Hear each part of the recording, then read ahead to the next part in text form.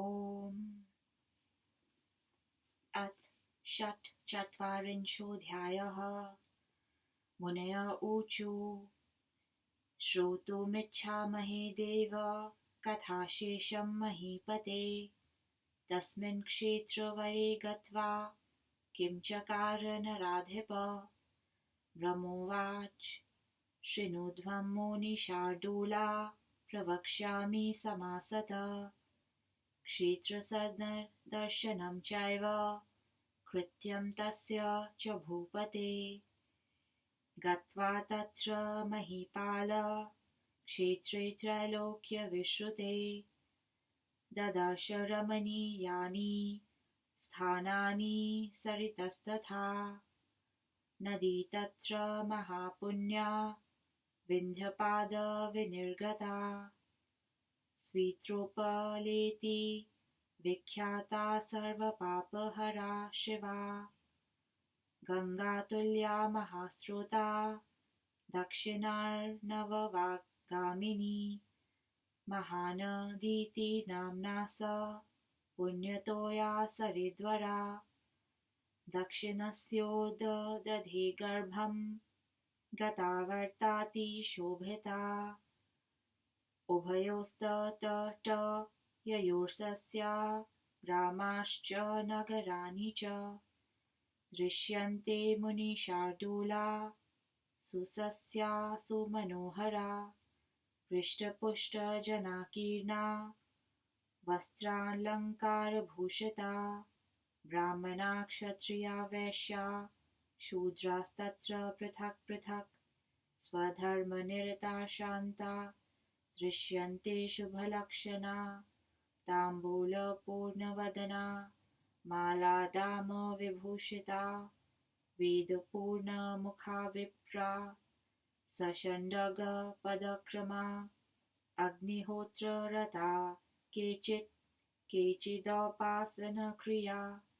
सर्वशास्त्रार्थकुशला यज्वानो भूरि दक्षिणा। चत्वरे राजमार्गेषु वनेषु पवनेषु च। सभामण्डलहर्म्येषु देवतायतनेषु च। इतिहासपुराणानि वेदासाङ्गासु लक्षणा। काव्यशास्त्रकथास्तत्र श्रूयन्ते च महाजनैः। स्त्रियस्तद्देशवासिन्यो रूपयौवनगर्विता। सम्पूर्णलक्षणोपेता विस्तीर्णश्रोणिमण्डला। सरोरुहमुखा शाम्या शरच्चन्द्रनिभानना। पीनोन्नतस्तना सर्वा समृद्ध्या चारुदर्शना। सौवर्णवलयाक्रान्ता दिव्यैर्वस्त्रालङ्कृता। कदलीगर्भसङ्काशा पद्मकिञ्जल्कसप्रभा।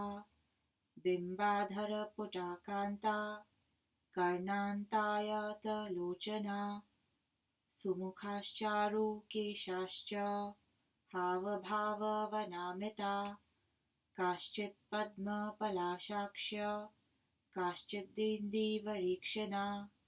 विद्युद्विस्पष्टदशानास्तन्वगश्च तथा परा। कुटिलालकसंयुक्ता सीमन्तेन विराजिता। ग्रीवाभरणसंयुक्ता माल्यदामविभूषिता। कुण्डलैर्रत्नसंयुक्तैः कर्णपूरैर्मनोहरैः। देवयोषितप्रतीकाशा दृश्यन्ते शुभलक्षणा। दिव्यगीतवरैर्धन्ये क्रीडमाना वराङ्गना। वीणावेणुमृदङ्गैश्च पणवैश्चैव गोमुखैः। शङ्खदुन्दुभिः निर्घोषैश्च नानावाद्यैर्मनोहरैः। क्रीडयन्त्यस्तथा सदा हृष्टाविलासिन्यः परस्परम्। एवमादितधानेक गीतवाद्य विशारदा दिवारात्रो समायुक्ता कामोन्मत्ता वरांगना भिक्षुवैखानसैसिद्धे स्नातकैर्ब्रह्मचारिभिः मन्त्रसिद्धैस्तपसिद्धैर्यज्ञसिद्धैर्निषेवितम् इत्येवं ददृशे राजा क्षेत्रं परं शोभनम् अत्रैवाराधयिष्यामि भगवन्तं सनातनं जगद्गुरुं परं देवं परं पदं सर्वेश्वरेश्वरं विष्णुमनन्तं पराजितम् इदं तन्मानसं तीर्थं ज्ञातं मे पुरुषोत्तमम् कल्पवृक्षो महाकायो न्यग्रोधो यत्र तिष्ठति प्रतिमा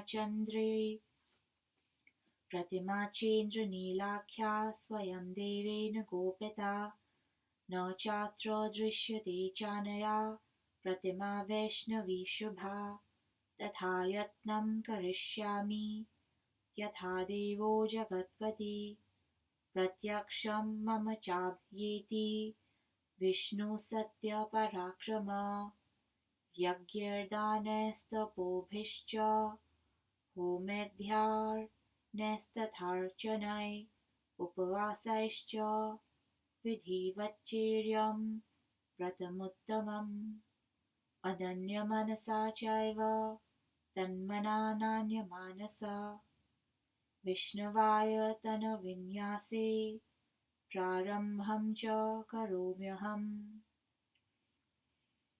इति श्रीमहापुराणे आदिब्रह्मे स्वयंभूऋषिसंवादे क्षेत्रवर्णनं नाम षट्चत्वारिंशोऽध्यायः।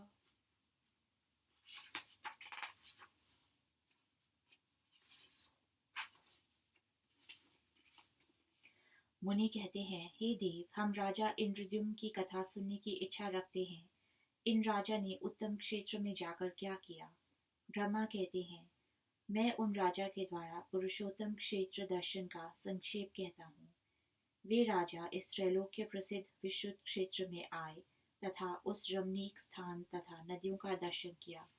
उन्होंने देखा कि विंध्य पर्वत से निकली महापुण्य सर्व पाप हारिणी शिव पूर्ण जल वाली गंगा के समान स्रोता एक महानदी प्रवाहित है जो दक्षिण सागर से मिलती है। वो उत्तम सरिता चित्रोत्पला नाम से प्रसिद्ध है। ये दक्षिण सागर में गिरकर अतिशय शोभित हो रही है। हे मुनि, इस महानदी के दोनों तट पर कितने ग्राम तथा नगर परिलक्षित होते हैं। ये सभी ग्राम और नगर उत्तम धन्य धान्य से भरे सुंदर हैं। वहाँ के निवासी रिष्ट पुष्ट अपने अपने धर्म में निरत, शांत, वस्त्र अलंकार से भूषित, उत्तम लक्षण वाले, ब्राह्मण क्षत्रिय वैश्य शूद्र अलग अलग भाव से अवस्थान है। वहाँ के निवासियों का मुख तांबूल चूर्ण युक्त, गला मालाओं से भूषित है। वे धर्म निरत तथा शांत हैं। ब्राह्मणगण की वाणी वेदमयी है। उनमें से कोई अग्निहोत्र रत, कोई सभी शास्त्रों में निपुण, कोई यज्ञशील तथा कोई विपुल दक्षिणा वाला है। वे ब्राह्मण षडंग पदक्रम सहित वेदज्ञ हैं। कोई यज्ञशील है तो कोई कर्मकांडी। वहाँ सभी चबूतरे, राजमार्ग, वन उपवन, सभा मंडप, धर्मश्रेणी तथा देवायतन पर महाजनगण मिलकर परस्पर इतिहास पुराण अंगों सहित वेद तथा विविध काव्य शास्त्र की कथा सुनते हैं। वहाँ की स्त्रियां भी रूप एवं यौवन गर्भित हैं। सर्व उत्तम लक्षण संपन्न तथा विपुल जांघों वाली, उनका मुख मंडल शारदीय चंद्र के समान स्थूल तथा उन्नत स्तन वाली सुंदर है। उनके बाहु स्वर्ण वलय से अलंकृत है। देह दिव्य अस्त्र और आभूषण से भूषित है। देह के वर्ण की प्रभा पद्म किंजलकवत है। अधरोष बिम्फल के समान कमनीय तथा नेत्र कर्णांत तक विस्तृत है। वे सभी सुमुखी सुकेशी तथा भाव से नम्र हैं।